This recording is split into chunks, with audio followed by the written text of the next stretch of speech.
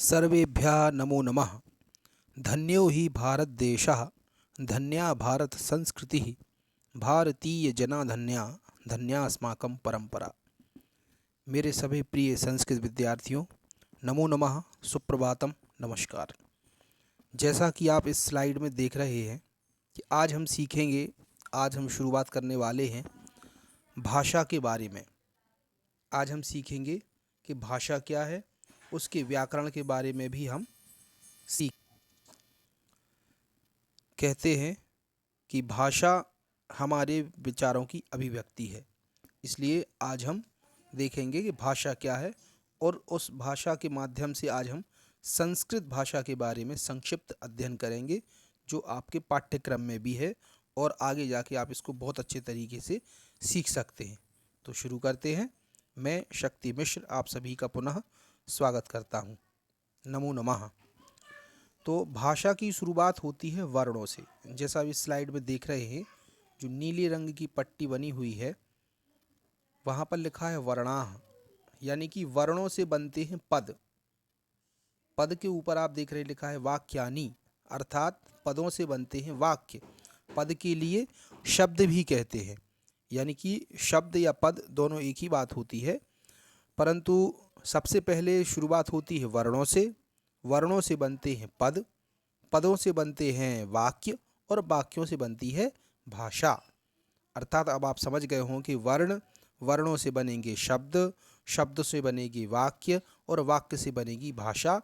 और भाषा का तात्पर्य है जिससे कि हम अपने विचारों को एक दूसरे तक प्रदर्शित कर सकें व अपने भावों को व्यक्त कर सकें। तो मुझे आशा है आप समझ गए होंगे कि भाषा क्या होती है।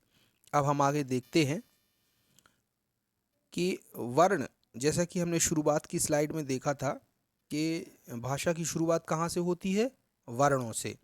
तो अब हम देखते हैं कि संस्कृत में वर्ण कितने हैं और उनका क्या अभिप्राय है। तो लिखा है वर्णानाम समूहः वर्णमाला, अर्थात वर्णों का समूह, वर्णों का जो समूह है उसे वर्णमाला कहते हैं। वर्णाः, और वर्ण कितने प्रकार के हैं? वर्ण दो प्रकार के होते हैं, स्वर वर्ण और व्यंजन वर्ण, जिसे कहते हैं संस्कृत में स्वराः व्यंजनानि च। स्वर का तात्पर्य होता है स्वयं राजन्ति इति स्वराः, अर्थात स्वर स्वतंत्र होते हैं और व्यंजन स्वरों की सहायता से बोले जाते हैं। इसका तात्पर्य यह होता है कि जब हम स्वरों को बोलते हैं, स्वर वर्णों को बोलते हैं, तो हमें केवल स्वर ही सुनाई देते हैं, परंतु जब हम व्यंजनों को बोलते हैं तो व्यंजनों के साथ साथ हमें स्वर भी सुनाई देते हैं। इसलिए हिंदी में सरल भाषा में हम कह सकते हैं कि स्वर स्वतंत्र होते हैं और व्यंजन स्वरों की सहायता से बोले जाते हैं। और इसको संस्कृत में सूत्र है व्यंजनते एभिरिति व्यंजनानि, अर्थात स्वरों की सहायता से बोले जाने वाले वर्णों को व्यंजन कहते हैं। अस्तु, अब देखते हैं हम कि स्वर क्या है। स्वर 13 होते हैं, 13। अ, आ, ई, उ, ऋ, लिरि, ए, आई, औ, ओ और औ। ये मूलतः इनमें तीनों प्रकार के स्वर मिले हुए हैं, अर्थात मूल स्वर, दीर्घ स्वर और संयुक्त स्वर। आगे एक स्लाइड में देखते हैं। अब देखते हैं हम स्वरों को कि स्वर के कितने प्रकार हैं। स्वर के 3 प्रकार हैं। अच्छा, स्वर के हों या व्यंजन के हों, ये ही 3 प्रकार होते हैं, यानी कि ह्रस्व स्वर, दीर्घ स्वर और प्लुत स्वर।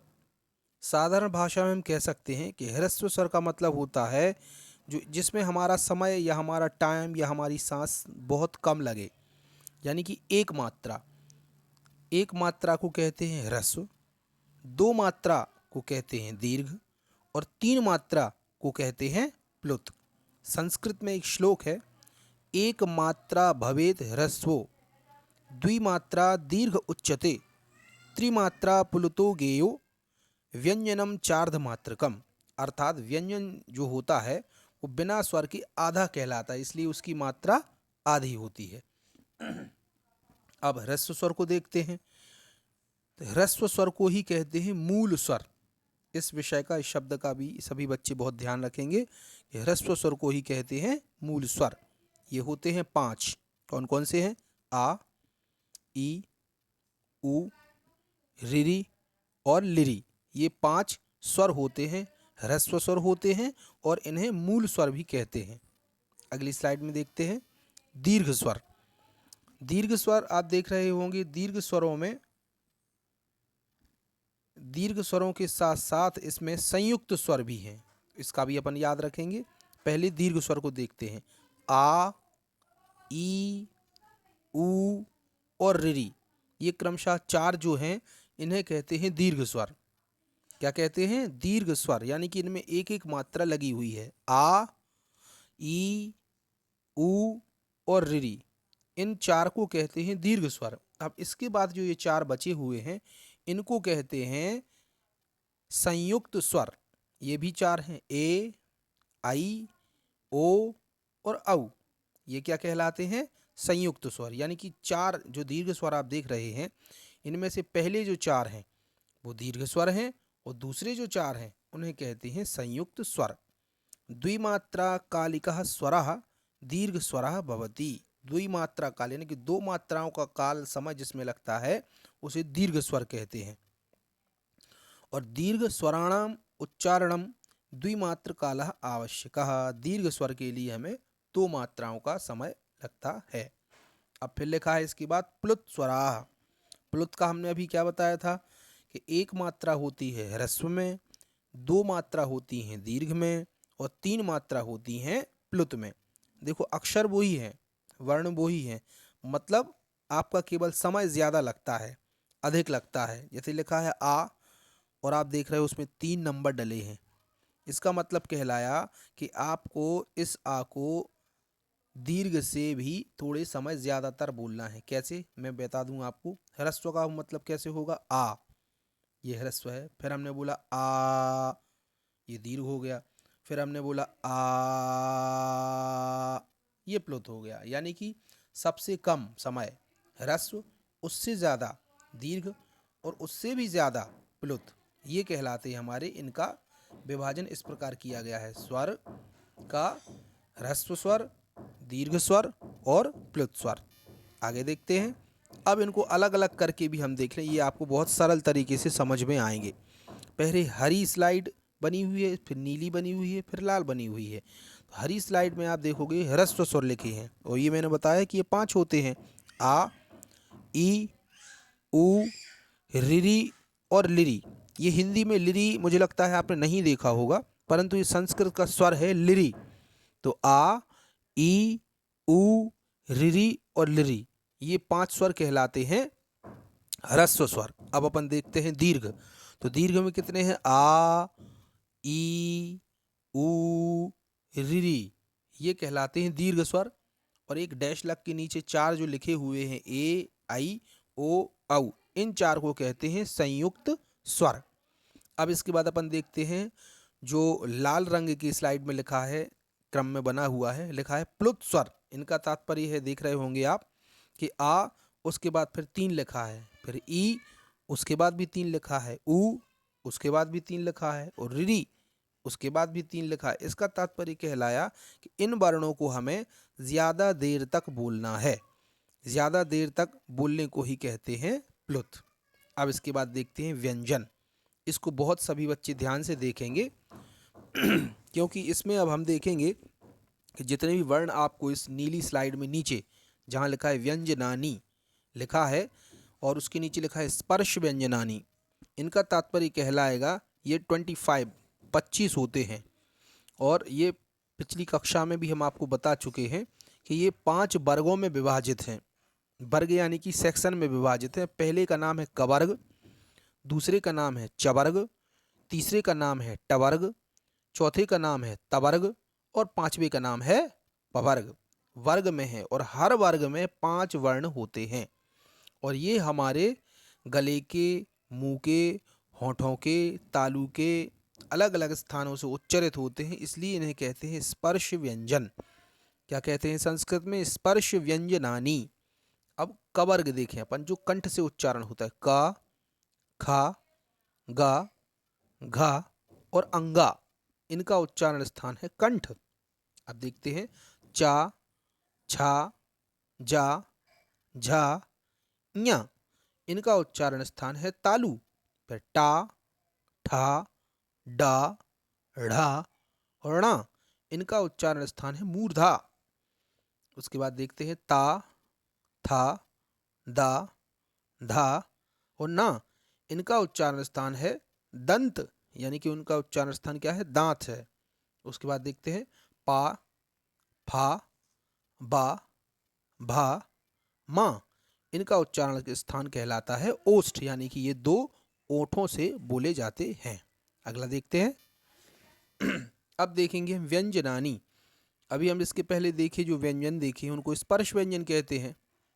अब उन सभी स्पर्श व्यंजनों के लिए अलग अलग प्रकार से क्लासिफाई किया गया है। तो इस स्लाइड में अपन सीखते हैं व्यंजनानी कितने भागों में विभाजित किया गया है, 5।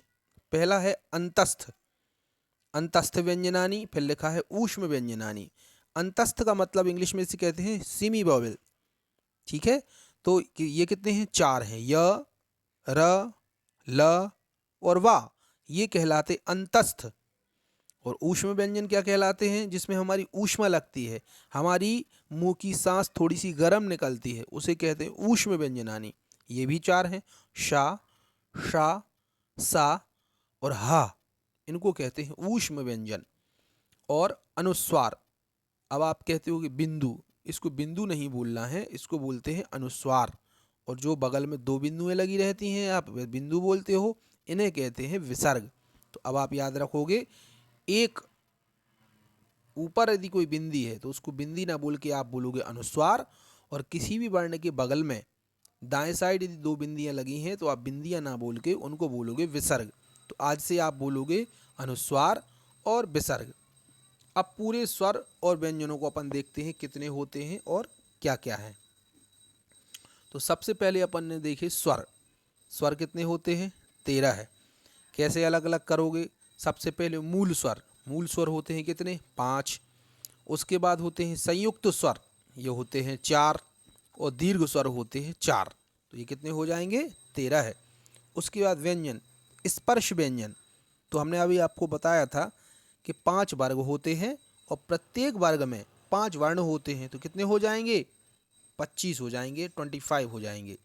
इसके बाद अंतस्थ, अंतस्थ भी 4 होते हैं, य, र, ल और वा, ये अंतस्थ हैं। और ऊष्म, सा, शा, शा, सा और हा, ये ऊष्म है।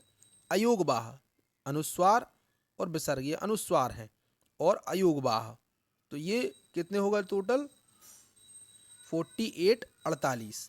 अब इसके बाद अपन देखते हैं जो हमारी भारतीय ऋषि परंपरा में संस्कृत की शुरुआत होती है वह होती माहेश्वर सूत्रों से। माहेश्वर सूत्र का तात्पर्य कहलाता है जो भगवान शिव की डमरू से निकले हैं। लघु सिद्धांत कौमुदी नामक एक ग्रंथ है वरदाचार्य जी द्वारा लिखित, उसमें एक श्लोक लिखा है, नृत्तावसाने नटराज राजो ननाद ढक्काम नव पंचवारम उद्धरतु कामः सनकादि सिद्धान एतद् विमर्शे शिवसूत्र जालम। इसका तात्पर्य कहलाया कि भगवान पाणिनि जी से प्रसन्न होकर उनकी तपस्या से खुश होकर भगवान शिव जी ने 9 बार, प्रथम बार में 9 बार और दूसरी बार में 5 बार जो डमरू बजाया, उन 14 बार डमरू बजाने से 14 सूत्र निकले हैं। सभी विद्यार्थी इसको भी याद कर लेंगे और इसको याद करके भी आप अपनी कक्षाओं में प्रदर्शित कर सकते हैं, अन्य छात्रों को सुना सकते हैं। इसको बोला जाता है ऐ औण, रिरिल रख, ए औंग, ऐ औच, हाय वरट, लण, यम गण नम, झभय, घड़ धश, जब गढ़ दश, खफ चटत चट तब, कपय, शस सर, हल, इनको कहते हैं माहेश्वर सूत्र। यह 14 होते हैं। अब अपन बहुत अच्छी तरीके से देखेंगे कि वर्णों का जो उच्चारण है उनका स्थान क्या है, यानी यह हमारे मुंह के गले के कौन से स्थान से क्या क्या वर्ण बोले जाते हैं। तो इसका पहला सूत्र है, सभी जो उच्चारण स्थान हैं इनके सूत्र हैं, यानी कि फॉर्मूले हैं जिससे कि आप पूरे इस उच्चारण स्थान को समझ सकते हो। तो पहला सूत्र है अकोह विसर्जनीयानाम कंठः, अकोह विसर्जनीयानाम कंठः, अकोह विसर्जनीयानाम कंठः, अर्थात आ कवर्ग, कु यानी कि कवर्ग, का खा गा घा अंगा, और हा और विसर्ग, इतने वर्णों का जो उच्चारण स्थान है, उच्चारण करने की जगह है, वह कंठ है। अगला देखते हैं। फिर लिखा है इचु यशानाम तालु, कंठ का चित्र भी आप देख रहे होगे। अब अपन देखते हैं तालु का। सूत्र है इचु यशानाम तालु, ई यानी कि ई, ह्रस्व ई और दीर्घ ई, फिर चू मतलब चवर्ग, अर्थात चा छा जा झा या, यावर्ण और शावर्ण, इतने वर्णों का उच्चारण स्थान जो है, उच्चारण करने की जगह है, वह क्या है? तालु। तालु का आप चिन्ह देख रहे होंगे कि ये हमारे मुंह के अंदर के हिस्से को, जहाँ ये एरो बना है, तीर बना है, इसे कहते हैं तालु। अब इसके बाद अपन सीखते हैं मूर्धा क्या है। तो सूत्र है ऋतु रसाणाम मूर्धा, रिरी का मतलब रिरी, ह्रस्व रिरी और दीर्घ, टू यानी कि टवर्ग, इसमें क्या क्या आएगा? टा ठा डा ढा णा, रा और मूर्धन शा, इतने वर्णों का उच्चारण स्थान जो है, उच्चारण करने की जगह है, वह मूर्धा है। यानी कि आप इस तीर के माध्यम से देख रहे होंगे कि हमारे मुंह के पीछे के हिस्से को क्या कहते हैं? मूर्धा। आगे देखते हैं। अब देखते हैं दंत। तो ये हमें साफ साफ दिख रहा है कि इनका उच्चारण स्थान दंत है। सूत्र है लृतुलसानाम दंताः, लृतुलसानाम दंताः, इसका मतलब कहलाए लिरी, लिरी स्वर है संस्कृत का। उसके बाद तू, तू का मतलब कहलाता है पूरा तवर्ग। कितने वर्ण हैं इसमें? ता, था, दा, धा और ना, ला और सा, इतने वर्णों का जो उच्चारण स्थान है, उच्चारण करने की जगह है, वह क्या है? दंत है। यानी कि हमारी जो जबान है, जो जीभ है, वो दांतों को स्पर्श करती है, छूती है, इसलिए इन वर्णों को कहते हैं दंत्य वर्ण। आगे देखते हैं। अगला है उपपद्मानीयानाम ओष्ठौ, इस सूत्र का तात्पर्य कहलाया, ओठ का चित्र भी आप देख रहे हो, दोनों होठों का चित्र बना हुआ है, इसका तात्पर्य कहलाया ऊ और दीर्घ ऊ, पवर्ग यानी कि पा फा बा भा मा, और अर्ध विसर्ग, आधा विसर्ग, ये हम आपको प्रैक्टिकली कक्षाओं में बताएंगे। तो आप देख रहे होंगे जो चित्र बना हुआ है दोनों होठों का, ये कितने वर्ण हैं? क्योंकि जब हम इन वर्णों को बोलते हैं तो हमें केवल यही वर्ण सुनाई देते हैं, पा फा बा भा और माँ। जब आप इतने वर्णों को बोलोगे तो आपके केवल दो होंठ ही प्रयोग किए जाएंगे। आप इसको पूरा देखते हैं। लिखा है उच्चारण से एदई तो कंठ तालु, यानी कि अब हमने 5 वर्ण बोल लिए हमारे मुंह के अलग अलग हिस्सों से। अब कुछ ऐसे वर्ण हैं, ऐसे स्वर या व्यंजन हैं जो उच्चारण स्थान दो दो जगह से होते हैं, एक वर्ण का उच्चारण स्थान दो है। यानी कि अब सूत्र देखिए आप, ए दई तो कंठ तालु, यानी कि ए और आई, इन दोनों वर्णों का उच्चारण से कंठ और तालु दोनों है। अब अगला है ओ दौतो कंठोष्ठम, अर्थात ओ और औ, इन दोनों का उच्चारण स्थान कंठ और ओष्ठ दोनों है। फिर लिखा है वा, सूत्र है वकारस्य दंत्योष्ठम, इसका मतलब क्या है कि जो वा होता है उसका उच्चारण स्थान दांत भी होता है और ओष्ठ भी होता है, इसलिए उसे कहते हैं दंत्योष्ठम। फिर लिखा है नासिका अनुस्वारस्य, जो अनुस्वार लगा है उसे, उसका उच्चारण स्थान जो है, उच्चारण करने की जो जगह है, वह है नासिका, नाक। फिर सूत्र लिखा है अगला यम गणना नाम नासिका चा, हिंदी में संस्कृत में चा का मतलब होता है और, यानी कि यम गणना नाम नासिका चा, इसका तात्पर्य कहलाया कि पहले कहे हुए पांचों उच्चारण स्थान जो हैं वो तो हैं ही, साथ में उन वर्णों के पांचवें पांचवें अक्षर का उच्चारण स्थान नासिका भी है। यानी कि ञ म ग ण और ना, इतने वर्णों का जो उच्चारण स्थान है वह नासिका भी है। अब नीचे देखिए, आप एक चित्र देख रहे होंगे कि इसमें सभी प्रकार के चित्र बने हैं, कि जिसमें अनुनासिक लिखा है, ओष्ठ, दंत्य, तालव्य, मूर्धन्य, कंठ, ये क्या क्या कहलाते हैं, इनका उच्चारण स्थान भी दिया गया है। अब देखिए इसमें फिर से वही सूत्र लिखे हुए हैं, माहेश्वर सूत्र। अयोण, रिरिल रख, एयोंग, अयौच, हैवरट, लण, यम गण नम, झभय, घड़ धस, जब घड़ धस, खफ चटत चट तौ, कपय, शससर और हल। अब इसके बाद आगे की स्लाइड हम अगली कक्षा में पढ़ेंगे। पुनः नमस्कार, नमो नमः, जयतु संस्कृतम, जयतु भारतम।